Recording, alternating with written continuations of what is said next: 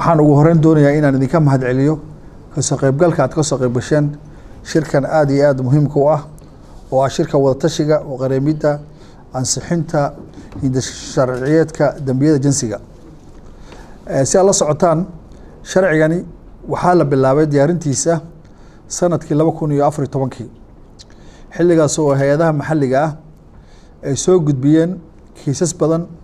oo ku saabsan tacadiyo xagga galmada ah la xiriira dowladda Soomaaliya ayaa xilligaasi sheegtay ay qaadatay go'aan ah inaan loo dulqaadan doonin tacadiyada noocaas oo kale ah oo loo geysto haweenka tabaalasan sida awgeed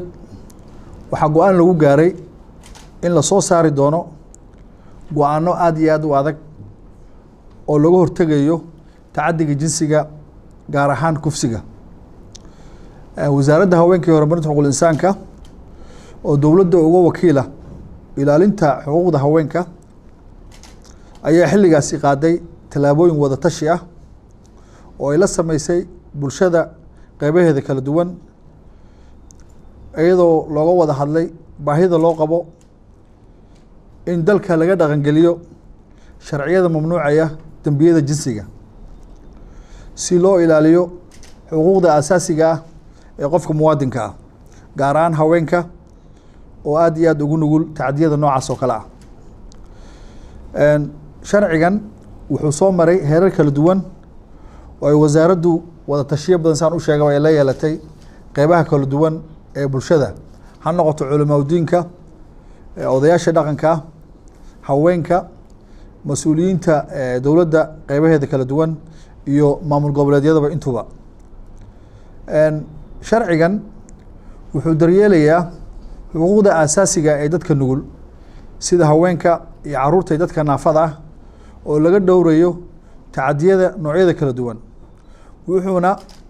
ciqaab adag marsiinayaa dambiilayaasha lagu caddeeyo inay geysteen tacadiyada nooc kasta ee ahaataba sharcigan ayaa ansixiyeen golaha wasiirada falilaahi alxamd bartamihii sanadkan waxaana iminka loo gudbiyey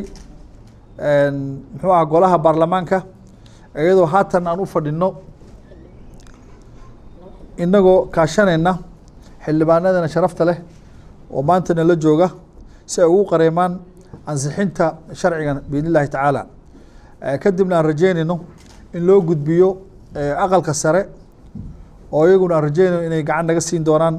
ansixinta iyo fulintiisaba intaba haddaba kulankan maanta waxaa si cilmiyeysan laydinku soo bandhigi doonaa sharcigan si aad u heshaan faham buuxa isla markaasna aad u heshaan fursad aad ku weydiisaan wixii su-aalo ah oo aad qabtaan waxaan aad iyo aad ugu mahad celinayaa dhammaan dad ka soo qayb galay